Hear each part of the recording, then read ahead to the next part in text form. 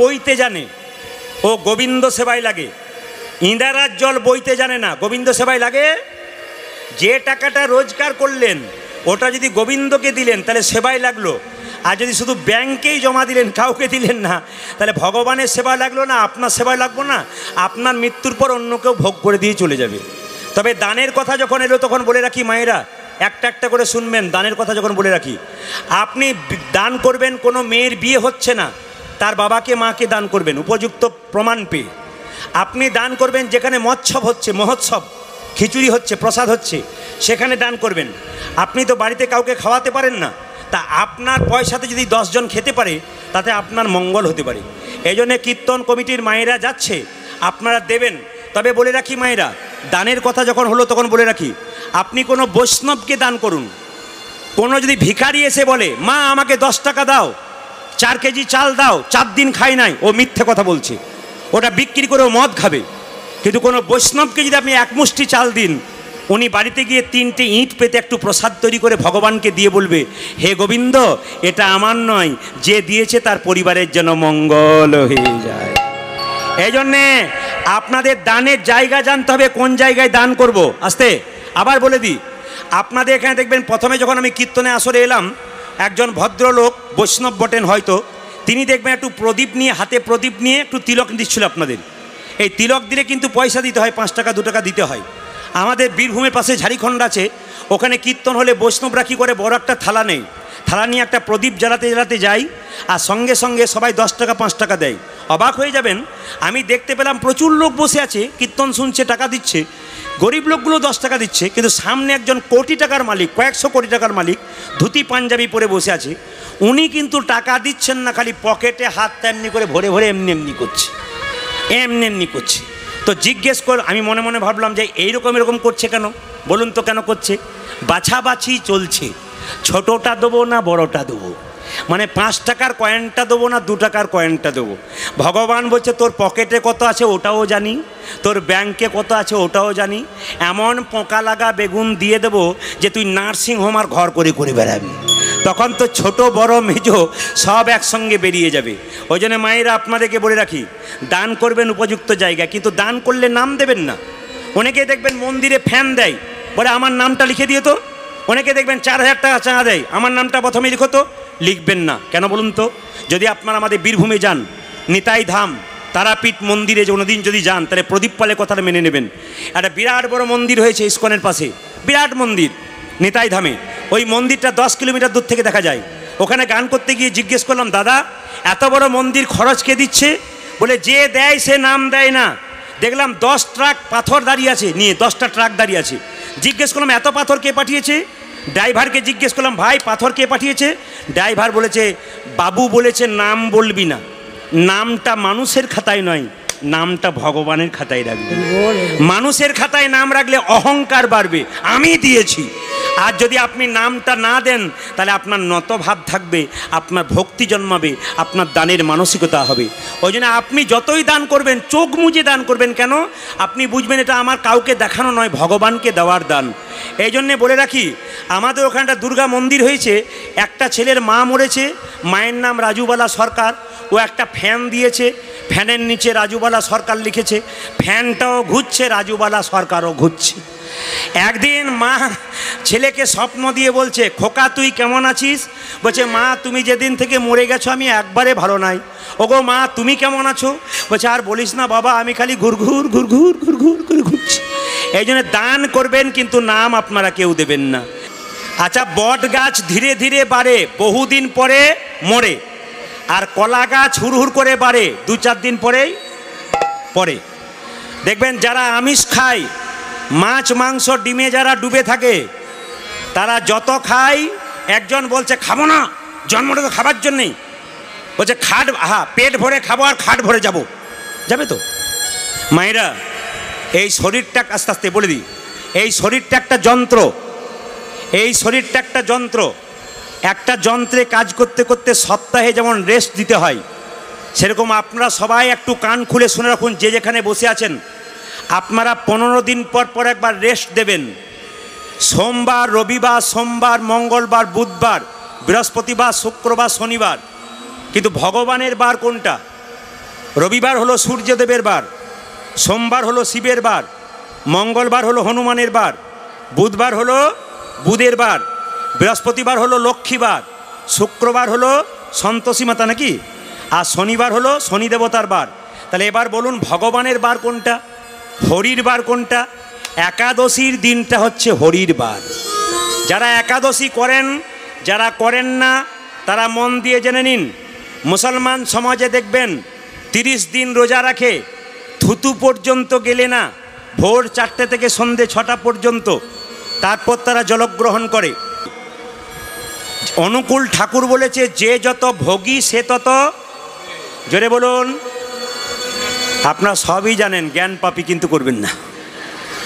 তাহলে যে যত ভোগী সে তত রোগী। আমাদের হিন্দু সমাজে একাদশীর দিনে নিয়ম হচ্ছে, যদি আপনি সহ্য করতে না পারেন তাহলে আপনাদের বলে দিই, একাদশী 12 মাসে 24টা হয়, যদি করতে কেউ না পারেন গুনে নিন মাত্র 4টে করবেন, যদি করতে না পারেন। দাদা ভাইরা আপনারা কাজের মধ্যে থাকেন কিন্তু একাদশী করতে কোনো অসুবিধাই নেই, আমি আজকে নিয়মটা সহজ করে বলে দেবো। একাদশী 4টে করবেন, যদি 12 দুগুণে 24টা করতে পারেন খুবই ভালো, যদি কেউ না করতে পারেন 4টা। কি কি? শয়ন, উত্থান, পার্শ্ব একাদশী, ভৈমা একাদশী। ভালো করে শুনে নিন, শয়ন একাদশী, উত্থান একাদশী, পার্শ্ব একাদশী, ভৈমা একাদশী। যদি তাও না পারেন বুড়োর 14 মানে শিব চতুর্দশী করবেন, বলে এটা পারি। যদি তাও না পারেন তাহলে বুড়ির 8, বুড়ো যদি শিব হয় তাহলে বুড়িকে জোরে বলুন দুর্গা, দুর্গার অষ্টমী। এই নিয়ে কাল কাট। তাও যদি না পারিস তাহলে ভগার খালে ডুবে মরিস। ভগার খাল মানে কি? ভগীরথের আনা গঙ্গাতে স্নান করতে বলেছে। আচ্ছা মায়েরা, আপনারা যারা গঙ্গাতে স্নান করেছেন, দাদা ভাইরা স্নান করেছেন, আমি হাত তুলতে বলবো না, শুধু দেখিয়ে দেব গঙ্গা স্নানের নিয়ম আছে। গঙ্গার পারে কত লোক বাস করে, তারা প্রত্যেক দিন স্নান করে, তাদের কি ফল হয়? গঙ্গা জলে কত জন্তু বাস করে, তাদের কি কোনো ফল হয়? গঙ্গা স্নান করতে গেলে কতগুলো নিয়ম আছে, আমার দিকে তাকান। এই নিয়ম মানলে কিন্তু গঙ্গা স্নান পবিত্র হলো, নইলে হলো না। আপনি গঙ্গার পারে যাবেন, প্রথমে গিয়ে স্নান করবেন না, তেল মাখতে পাবেন না। গঙ্গা স্নান করলে মায়েরা, দাদা ভাইরা, আপনারা তেল মাখতে পাবেন না, আপনার সাবান মাখতে পাবেন না। গঙ্গায় স্নান করতে গেলে আপনি কি করবেন? প্রথমেই মা গঙ্গার পারে যাবেন, মা গঙ্গার পারে গিয়ে প্রথমে মাকে ভালো করে দর্শন করবেন, মানে পার থেকে ভালো করে মায়ের দিকে তাকাবেন, মানে মা গঙ্গাকে ভালো করে দেখে নেবেন। তারপরে কি করবেন? দর্শনের পরে শ্রবণ, শ্রবণ মানে কি? চোখ দুটো মুছবেন, আর জলটা শব্দ দেখুন কেমন, গঙ্গার জল call call call call call call call call call call call call শব্দ ওঠে। এই শব্দটা আপনি চোখ দুটো মুছে অনুভব করবেন। তারপরে কি করবেন? প্রণাম। তাহলে প্রথমে আপনি দর্শন করবেন, দেখবেন, তারপর চোখ মুজে শ্রবণ করবেন, গঙ্গা নীরবতা কলকলতান। তারপরে কি করবেন? প্রণাম করবেন। তারপরে পারে থেকে নিচে নামবেন সিঁড়িতে, নেমে হাতে জলটা নিয়ে স্পর্শন, এরকম করে স্নান করবেন না কিন্তু, স্পর্শন। তারপরে কি করবেন? চুম্বন, জলটাকে চুম্বন। তারপরে কি করবেন? শিরে ধারণ, ওই জলটা মাথায় নেবেন। তারপর জলে নামবেন, জলটাকে আলিঙ্গন, তারপর স্নান। যদি এইভাবে কেউ করতে পারেন তবে আপনাদের স্নান সার্থক, নইলে নয়। তবে গঙ্গা জলে 3টে জিনিস দিলে আপনাদের লাভ হবে। যখন আপনারা গঙ্গায় স্নান করতে যাবেন তখন 3টে জিনিস নিয়ে যাবেন, বলবো না, বাদ দিয়ে দেবো। আরেকবার বায়না করবেন, বলে দিয়ে যাব না, আজকেই বলবো। আচ্ছা বলে দিই, গঙ্গাতে 3টে জিনিস নিয়ে যাবেন, বেলপাতা, ঘি আর তুলসী পাতা। গঙ্গা স্নান করতে গেলে 3টে জিনিস নিয়ে যাবেন। কি কি? বেলপাতা, ঘি আর তুলসী পাতা। এবার বলবেন লাভটা কি? আপনি বেলপাতাটাকে জলে, গঙ্গা জলে ভাসিয়ে দিয়ে বলবেন ওং নমঃ শিবায়, একবারে বাবা শিবের চরণে চলে গেল, কোথাও যাবে না, গঙ্গাতে ছেড়ে দিলে হবে। আর কি? আপনি তুলসী পাতা দিয়ে বলবেন ওং ভগবান বিষ্ণু ভগবান কৃষ্ণায় নমঃ, কৃষ্ণায় গোবিন্দায় নমঃ, এই বলে দেবেন, কৃষ্ণের কাছে চলে যাবে। আপনি ঘিটাকে ওং ব্রহ্মণ্য দেবায় নমঃ, আপনি ব্রহ্মার উদ্দেশ্যে দেবেন, একবারে ব্রহ্মার কাছে চলে যাবে। এইবার বলি, একাদশী ছেলে না মেয়ে? জোরে বলুন, একটু জোরে বলুন। ভেবে বলছেন না আন্দাজি বলছেন? টিক মার্ক দিচ্ছেন, বলুন ভেবে বলছেন না জেনে বলছেন? আচ্ছা একাদশী কে একটু বলে দিই। একাদশীর জন্ম বলছে ভগবান বিষ্ণুর সঙ্গে একটা অসুর যুদ্ধ করেছিল, তার নাম মুর। অসুরটার নাম কি? মুর, মহেশুর ধর্ষণেরও মুর। এই অসুরটা যুদ্ধ করতে করতে 100 বছর যুদ্ধ করলো ভগবান বিষ্ণু, ছলনা করে চালাকি করে ওই অসুরের কাছ থেকে ছুটে গিয়ে একটা গুহার পর্বতে ঢুকে পড়ল। সঙ্গে সঙ্গে মুন নামক অসুরটা চিৎকার করে বলে, এইবার এইবার ভগবান বিষ্ণু কোথায় যাবে? ভগবান বিষ্ণু তখন তার শরীর থেকে একটা নারী মূর্তি জ্যোতির সৃষ্টি করলেন। ওই জ্যোতি থেকে একটা নারী মূর্তি সৃষ্টি হলো, আর নারী মূর্তিটা সৃষ্টি করে একবারে ওই সঙ্গে সঙ্গে ওই অসুরটার মস্তকটাকে ছেদন করলো। ভগবান বিষ্ণু মেয়েটাকে বলল, বারে মেয়ে, তোর তো ক্ষমতা অনেক, আমি পারলাম না, তুই ওই অসুরটাকে মেরে ফেললি। মেয়েটা তখন কেঁদে কেঁদে বলল, হে প্রভু, তুমি আমাকে অপমান করছো কেন? আমি তো তোমার শরীর থেকে তৈরি, তোমার শক্তিতে শক্তিময়ী, আমি তো তোমার শক্তিতে ওকে মেরেছি। সঙ্গে সঙ্গে ভগবান বিষ্ণু বলল, বল বল তুই কোথায় থাকতে চাস?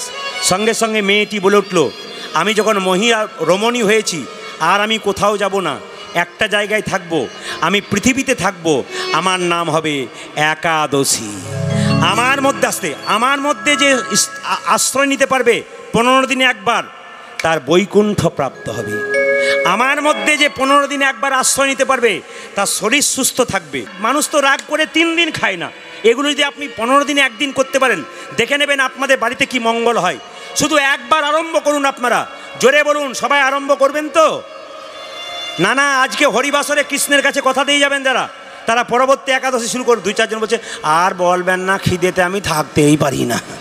না না, একদিন হাত তুলুন, পারবেন তো? বলুন, বেশ জোরে বলুন, রাধা রানী কি? একটু জোরে হবে, শ্যাম সুন্দর কি? পাওয়ার কমছে নাকি? মদন মোহন কি? বাবা, হরিবাসর কি? সাধুগুরু বৈষ্ণব কি? যাদের ঘুম আসছে তাদের কি? মানে আমি পরীক্ষা করে দেখলাম যে এরা কত ডুবে গেছে, আমি কি বলছি ওইদিকে নজর নেই। বেশ একবার হাততালি দিয়ে হয়ে যাক তো, সবাই হাত তুলুন একসঙ্গে, দেখি সবাই মিলে একসঙ্গে এমনভাবে। আর দাঁড়ান, বাজনা বাজবে, গান হবে। আজকে কৃষ্ণের জন্মাষ্টমী উপলক্ষে সবাই মিলে হাত তুলবেন, এমন তালি দেবেন প্রভু যেন খুব আনন্দ পায়। যে অন্ধকারে আছেন সেও দেবেন, যে আলোতে আছে সে দেবেন। যদি কেউ মনে করেন অন্ধকারে দাঁড়িয়েছে, প্রদীপ পাল দেখতে পাচ্ছে না, একজন দেখছে, তিনি ভগবান কৃষ্ণ। সবাই মিলে হাত তুলুন একসঙ্গে। কৃষ্ণ বলে বাহু তুলে চলো রে মন বৃন্দাবনে। দাঁড়ান,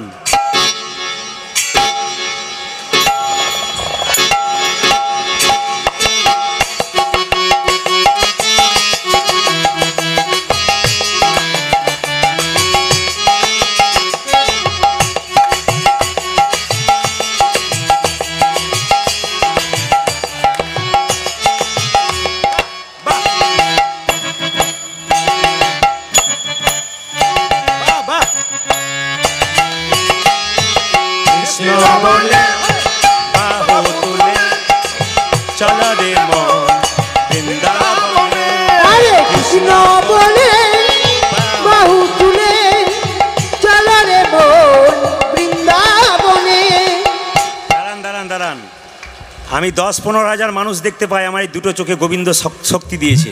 একটা কথা বলি, আমার দিকে তাকান, 2-4 জন কি করছে দেখুন। কৃষ্ণ বলে কি দুঃখ করছে না, এত দুঃখ কিসের? হ্যাঁ, হাত তোলন। কৃষ্ণ বলে বাহু তুলে চলো রে মন বৃন্দাবনে। কৃষ্ণ বলে বাহু তুলে চলো রে মন বৃন্দাবনে। বাহু তুলে চলো রে মন বৃন্দাবনে। এই নামে নেই কোনো ক্লান্তি, এই নামে নেই কোনো ভাবনা, এই নামে নেই কোনো চিন্তা, এই নামে নেই কোনো ভাবনা, এই নামে নেই কোনো চিন্তা, এই নামে নেই কোনো ভাবনা, এই নামে নয় কোনো চিন্তা, এই নামে নয় কোনো ভাবনা। বদন ভরে এ হরি নাম, বদন ভরে এই হরি নাম, বদন ভরে এই হরি নাম, বদন ভরে এ হরি নাম, বদন ভরে এই হরি নাম। বলো না কৃষ্ণ কৃষ্ণ নাম।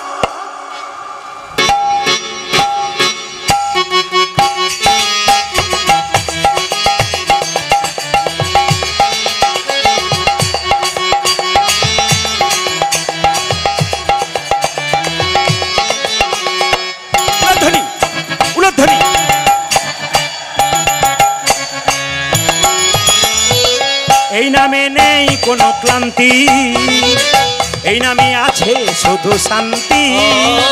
এই নামে নাই কোনো ক্লান্তি, এই নামে আছে শুধু শান্তি। এই নামে নেই কোনো ক্লান্তি, এই নামে আছে শুধু শান্তি। এই নামে নাই কোনো ক্লান্তি, এই নামে আছে শুধু শান্তি। বদন ভরে এই হরি নাম, বদন ভরে এই হরি নাম, বদন ভরে এই হরি নাম, বদন ভরে এই হরি নাম, বদন ভরে এই হরি নাম। কৃষ্ণ কৃষ্ণ বলো না। হাত তোলুন, হাত তোলুন।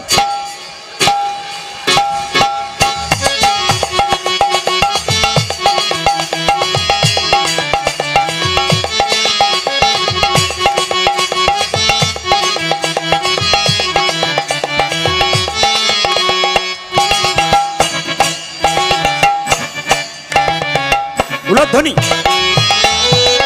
এই নামে নেই কোনো চিন্তা, এই নামে নেই কোনো ভাবনা।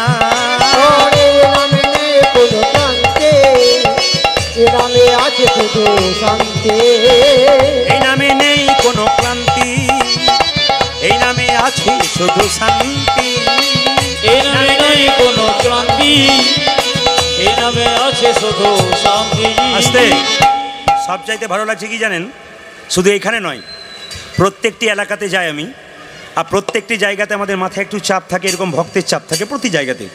আর সবচাইতে ভালো লাগে প্রত্যেক জায়গাতে যে ছেলেরা কোনদিন কীর্তন শোনে না তারাও কিন্তু দাঁড়িয়ে দাঁড়িয়ে হাততালি দিক প্রত্যেক জায়গাতে, শুধু এইখানে নয়, এরকম কম বয়সে ছেলেরা প্রত্যেক জায়গাতে পাগলের মতো নাচে। একবার আনন্দে তোমরা নেচে দেখিয়ে দাও, হিন্দু সনাতন ধর্মকে বাঁচাও। এই নামে সবাই মিলে, এই নামে এই নামে নেই কোনো ক্লান্তি, ক্লান্তি, এই নামে আছে শুধু শান্তি। হরি এই নামে নাই কোনো ক্লান্তি, এই নামে আছে শুধু শান্তি।